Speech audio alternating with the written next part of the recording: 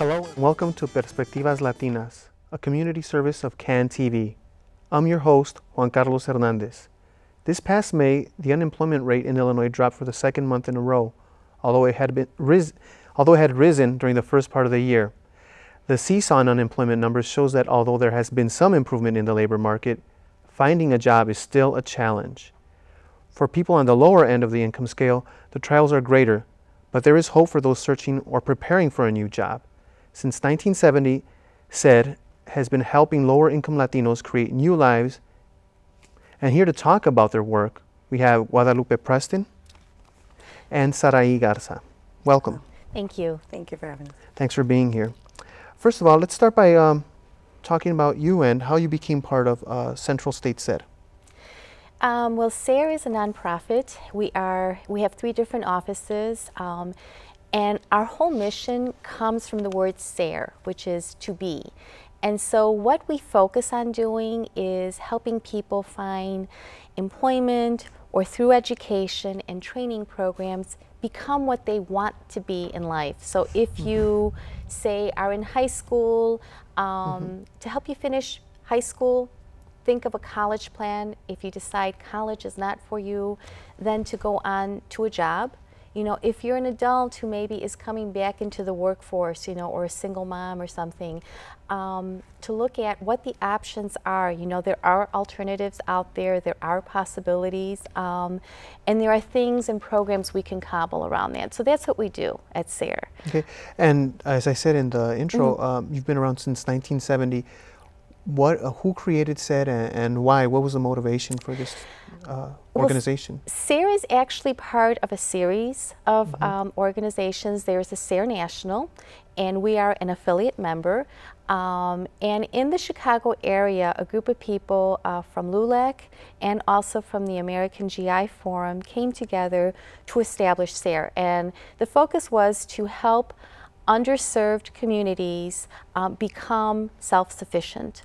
So one of our founding members is Al Galvan, who is very well known in the Latino community in the Chicago area. He's an advocate of veterans, he's an advocate for seniors, and he is still on our board actually today. Okay, yeah. So is he a veteran himself? Yes, I believe he is. Okay. And so he got together, brought these people together of LULAC and other organizations? Yeah, and they came up with seed money to help start SARE. And based on that, we continued to go ahead. We get our funding now through a variety of funding sources. Some is federal, some is state. We do fundraising. We also get stuff from foundations and so forth.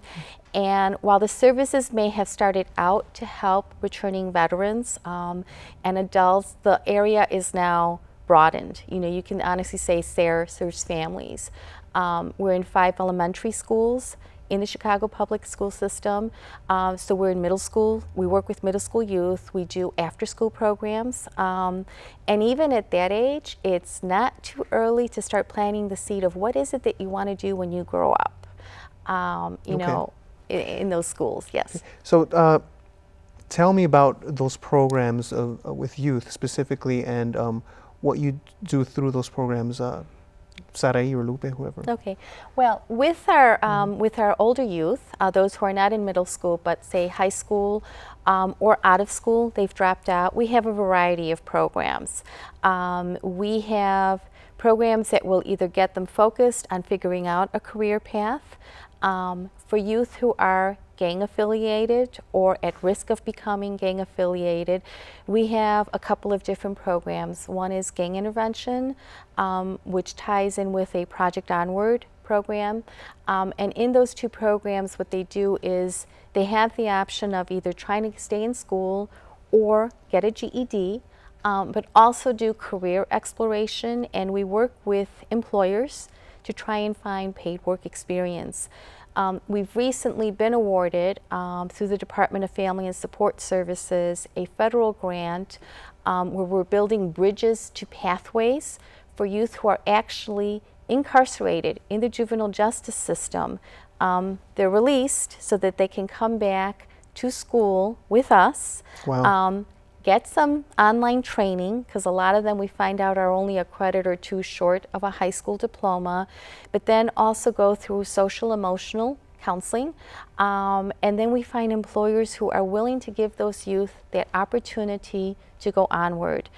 And in the last 2 weeks, we actually were just awarded by the Department of Labor a $1.1 million grant. That's a huge grant. Which is huge, called Youth Build, to work again with youth who are either gang affiliated or have dropped out, and get them a GED, but also through our partners, Hispanic Housing Development Corporation and Dawson Technical Institute, we work at giving them construction training and finding them a job. But throughout all of these different programs, part of what we're also trying to do is give them stability, you know, and have, you know, a financial plan, you know, which is what Saraí does. Okay, tell me about this financial plan and how that works. That's obviously an area of learning we could all improve on, right? We need to always learn more about that. There's so many different branches in the financial world that we're unfamiliar with. How do you go about teaching youth to handle that world? And you said it right. It's an ongoing, because as our experiences change, as we get older, there are different things that are more of interest. You know, when you're 10, you're not thinking about your 401k, but definitely as you grow up, you start thinking, you know. So it's why I love what I do, because I'm always learning in the process as I'm maturing, as my personal life experiences, I'm able to kind of develop more interest and learn more about different facets of the financial industry. But the way that we integrate it is I teach financial literacy classes, so anything from credit to budgeting to something simple as filling out a W-4 form, you know. It goes that simple? Well, that simple. If you're starting to work and you've never had to fill out a W-4, who's there to teach you that? The HR department doesn't want to get into that. They're not, legally they can't advise. So I give a whole workshop, and it's interesting because I'll have adults who are 40-something, 50-something, and are learning for the first time that they haven't been maybe filling it out correctly. And so they've been working for the past 30, 40 years, probably missing out on other financial opportunities, but because they didn't know. And so that's what I find a lot, is just people just don't know a lot of just basic budgeting, basic financial things. So, you know, I don't bombard someone to, you know, on the stock market or anything like that. It's everyday personal finance. How can you make better decisions so that maybe you can start saving for the first time, and looking towards maybe your child's college education. So with the youth, I keep it simple, I keep it relevant. Describe a workshop that you conduct with youth. How to, like, from start to end, what happens in that workshop? What do you tell the youth? It's funny, because when I walk in and I tell them, well, we're going to have a talk, you know, a class on finances, they're like, you know, doing this, right? But they roll their eyes. But then when I talk to them and I say, well, who here, you know, wants you know, I start asking them their dreams and their goals, and that's what I find with every age group, is because a lot of people, when it comes to money or finances, it's this so personal, right? It's like, why is this lady asking me about my business, or why does she care, or what's this about? It comes out very invasive sometimes. So when I make it about them, what are your dreams? What are your goals? And when you get people thinking about that, then you can tie in how money relates to all of that. And I give this how do you say, this quote, and I don't know if I know, I think it's an anonymous quote that I read somewhere, and it says, money is not the most important thing, but it affects everything that's important. Wow. Yeah, isn't that something? Yeah. And I usually will put that on the board, and I'll have a student read it, and I get the same reaction from 15 years old to 50 years old. You can relate to that statement, because then my next question is, what's important to you? And they'll, you know, mention things, family, faith, their health. And when you think about all those things, money plays a role. Money affects it. And so the way that I get youth kind of involved in that workshop is It's just making it real to them. And they all have dreams. They all have goals. Even if it's, to us, may sound silly, you know, getting the latest, you know, Jordans or whatever that's coming out next week. That's one of their goals. So when you attach that, then they can stay a little bit more focused. Yeah. Okay, talking about dreams, in my own experience, and I think in your experience, in your work, working with people in your gang intervention, that deals with dreams, right? And yes. people help probably constructing or reconstructing dreams. How does an individual that maybe was in a gang or incarcerated and wants to come out of that and rebuild their lives, what's the process that a person like that follows when they enter the doors of SER? Well, the first thing is we connect with them. Nobody is going to walk that walk alone. And I say this because there's such a huge commitment that's required. These youth are coming from many different backgrounds. Why they ended up in jail, you know, we don't know sometimes, or we do. But we want to show them that there is a second chance, an opportunity for that, and that there are people who believe in them. And that is the most important thing we do from the onset. We immediately bond with them, and we do at every single level. And it isn't just the staff working with that particular program, it's a true, genuine commitment on behalf of all of the staff. Because it's going to take a lot of people, but there is possibilities, there is hope. And we have been very fortunate because we can give them the ability, the chance to say, okay, so you messed up here, but guess what? There is somebody over here who will take a chance. You know, maybe it's an employer. You know, maybe it's a school that says, you know what, if you just finish this one credit, you actually have enough to qualify. These are the possibilities, you know, that you can have in terms of careers. And there are people that we have brought back who have graduated from our programs, the success stories, who will come back and say, I'm going to give back, I was in your shoes, and this is where I'm at today. Tell me about one of those success stories, the one that just comes to mind, the first one that comes to mind that you're just like, you were moved by it. There was one young man who recently, you know, came and approached us, and he's working for a restaurant. I won't name the restaurant, but, you know, he basically said he wanted to do a fundraiser. And he wanted to do the fundraiser because he had actually been through several of our programs, and he said it wasn't until he was in jail and realizing that the letters he was getting, the books he was getting were from SER. You know, my staff were we were all still in touch with him. And he came back and said, okay, I'm going to get my act together. He's a father of a young child, and he says, I want to be able to show my son that there's something else out there. And he, you know, we found him a job. We went and talked to an employer who interviewed and said, okay, we're going to take a chance. And they kept promoting him. They're putting him back to school. But he came back and said, I need to help other youth to know that there is a path.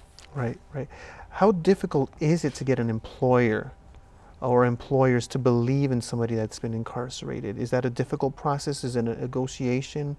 How does that happen? How have you, as an organization, worked through that? We work through it through our relations with employers. Yes, it can be very difficult. There are some industries, particularly like the banking industry, you know, they can't, you know, by federal law or whatever, they will not take somebody who's committed, you know, a major felony. They're not going to.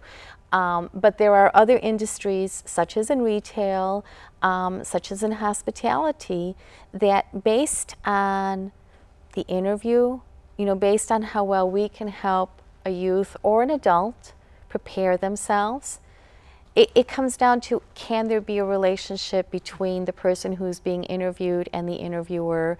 Do they see that spark of desire to change? And that has to come from within, but we work with people to find that. Okay. And I think the employers, if I could piggyback on that, I think the employers, once, you know, the hardest part is always getting in the door, right? But once they see what we offer, how we take them through, and you know, one of our adult programs, it's a 2-week program where we have job readiness training. So we're teaching them, you know, the interview trends, the resume trends that are out there. you know, what to wear, what not to say, how to behave, work ethic. So we're just not, you know, here's your resume, and go out there. We're really taking the time. We do mock interviews with our clients where they can see, you know, where they get stuck and how, you know, how they can become better at work. And we also give a class on diversity. You know, we have to work with all kinds of people. And so we try to present a participant or a client to our employers that's well-rounded. And I think once the employer sees that yes, maybe they have a spotty background, but look at how far they've come. I think once an employer sees that and our commitment to them to give them that best employee, I think then that job becomes a little bit easier. And we also make sure we give them an employee who has all the issues in place, meaning they know how to get to work, they know the importance of getting to work, they know the importance of calling in.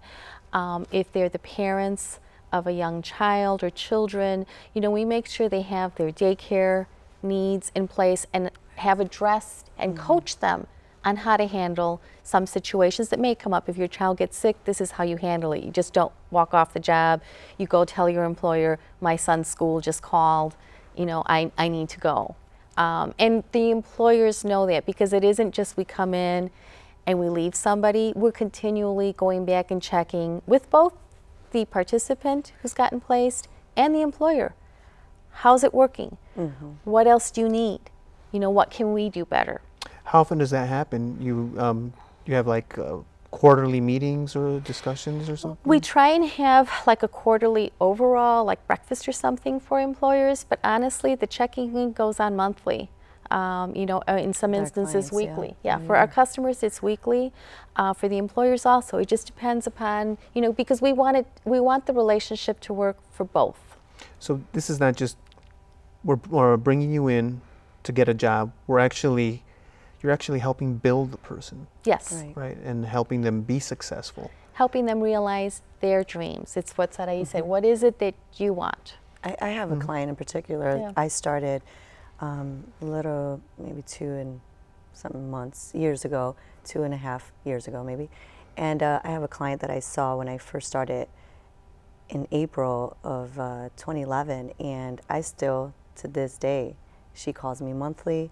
She'll come and visit. We're working still on some financial, and this was a woman who had come out of 20 years prison. 20 years in prison? 20 years in prison. Wow. And she had just been released a few months earlier, and I met her, and this person has made so many financial strides, but personal strides. She came in, you know, she was still living. She was basically just a few months out of prison when I met her, and living with family and adjusting. And now, you know, we've helped her find a job. She's been there for, I want to say, almost 9 months. She's doing fantastic. She has her own place now. She's building her credit. She finished her undergrad. She has her bachelor's. She was in a program that was helping her, and she didn't get to finish. When she came out, she finished that year. So this is someone that I still talk to. I mean, if you ask her, you know, if I'm her friend, she'll tell you yes. You know, she considers me a friend, and that's the type of organization that we are. We're not just gonna, okay, great, you got a job, next. No. We want to be able to share these stories. We want to be able to inspire other people and let them know that yes, you can make a difference, and you can change, and your situation can get better. And you've mentioned the word dream a couple times now, and dreams, like you said, and you speaking about talking to young people about finances and bringing finances down to their dreams, and focusing on young people. What, besides the finances or finance education or finance literacy, what other programs do you have for youth to help sow those seeds, to help those dreams take root early on? We have some programs where we can bring in mentors. We have a strong connection with several, like chambers of commerce and, you know, Hispanic business groups, and we look at them, invite them to have the opportunity to come and mentor, to give workshops. We also do worksite visits. It's I could be clueless on some things, but if we find that if we can take the young people or the adults to visit a worksite, it gives like, oh my God, I could maybe do this, or this is something to aim for. We have a close connection with unions, who are often willing to come in and talk to our youth. Really? Yeah. From high school and elementary school and middle school? Yes. And wow, that must be, how do the youth respond to this usually? Generally, it's like, I think they love it. We try and make it fun. So sometimes, especially with some of our younger youth programs, but also in our older youth ones, we do community service projects. So it could be painting a mural or participating in a community fair, because there are many local businesses in our different communities who would be willing to give, a youth a job, a first-time job, say, or somebody who's, an ex-offender saying, okay, you know what, come and work here. We can make a go of this. We try and show people, we're part of the community, which we are. Okay. And talking about community, obviously you work with the former incarcerated, and I guess sometimes with the incarcerated as well, because you keep the communication going. Yes. And with youth, sowing those seeds, nurturing those dreams. But you also work with seniors, right? Yes. Yes, we do. Tell me about that work. We have a senior program in which we work with adults who are 65 and older. People are living a very long time. And we often find that we're getting widows or widowers coming in and saying, okay, I can't just sit at home. I want to go back to work. I need to make some money, or my kids are living with me and whatever, and I need to do something. So we have a program called CSEP, Senior Community Employment Program. It's federally funded. And what we do is we assess where they're at. Have they worked before? Do they know computers?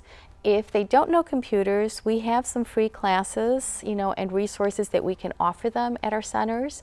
And then we look at what it is that they want to do, and we try and find them a place where they can go and have a paid work experience for up to 2 years. And then while we're doing that, we're still trying to find them permanent employment. And many times in the places where they get assigned, they'll end up keeping them. Oh, wow. It's just to, do they like working with people? Are they more of a numbers person? What can we find, that will also assist another organization or agency, because there's so much work to be done. Okay, and this all comes back, obviously, not just to work, but money too. So when you're working with seniors or youth or former incarcerated, it's not just the workshops you conduct, right, for financial literacy. What else do you do? I also do one-on-one, what I call one-on-one coaching. And in these one-on-one sessions, I'm able to pull their credit for the first time. A lot of times, unfortunately, and this happens at least once a week, people are learning for the first time they've been victims of identity theft. At least once a week? At least once a week. Wow. And just by something, for the very first time, they're pulling their credit, and seeing what's on there. I've never had a people's gas, bill, under my name, and that's oftentimes what happens. And so I'm able to do one-on-one with them, look at their credit, go over a budget with them. Usually it's just an assessment, like what's going on right now, because we want to be able for them to look back 6 months later after we've been working with them and to see their progress. And so we'll do a budget together, we'll look at credit, and then we'll really focus on what it is that they want to do. I always tell people, I don't tell grown folks what to do. That's my line. So when they're afraid to see me, I'm like, you're an adult. I'm not going to tell you what to do, but I can provide options, resources. One of the things that a lot of people benefit from is that they come in, they have a need, they may need money for food, and so we help them connect with our public benefits that the state offers. Do you qualify for what was formerly food stamps, now it's SNAP? Do you qualify for food assistance? Do you qualify for emergency cash assistance? And there are a lot of resources that are out there that a lot of our community members just don't know how to access. So we make it easy for them, and we help them apply. And if we can't directly help, we'll definitely give them the resources where they can find that help. Part of the purpose of you being here is also because you're having a celebration soon, right? Yes. So tell me about that. We have an annual fundraiser called Sabor, Cultura. A taste, a flavor, you know, the culture, the color of what we do. And obviously in these days of, you know, how, you know, sequestration and everything, fundraising is very important. And we hold this at the National Museum of Mexican Arts in Pilsen. In Pilsen, yes. And it's really important for us because, one, we want to celebrate the work that we do, but we also want to raise funds so that we can continue doing this work. You know, it's our commitment to our different communities. We look at some of the revenues from that going to helping support the program. So it could go to help support a field trip, or, you know, get somebody the bus transportation, you know, for the first week of employment. Things that aren't necessarily covered by our other programs, you know, we try and use it as a plug-in, or, you know, to help, you know, promote a workshop. You know, so that, you know, for us, it's an annual event. We have fun. There's going to be salsa class, lots of other dancing music. Shoes, yeah. bring your dancing shoes. Dancing shoes. Who's conducting the salsa class, if you can mention that? It's an inspiration company. It's a dance company. They're donating their services, and they're really, really good. Yeah. So I show up, I'm helping, but I'm also dancing. Right. Well, yes, if you want to dance. If you don't, we have plenty of silent auction items. We have food that's donated by a number of different restaurants. And it's really just about coming and networking and having a good time. Okay. And you just, in the silent auctions, what do you offer in the silent auctions? If somebody wants to donate an item for the silent auctions? Oh, definitely. They should definitely contact us. We're looking for anything like hotel giveaways, you know, or, you know, spa treatments, or, you know, restaurant gift certificates. We also have some art that has been painted by our youth in our different programs, so we're going to be having that on silent auction as well. Okay. Any final thoughts of what SAID is for the community, and what you invite the community to participate in as part of these programs? Any thoughts on that?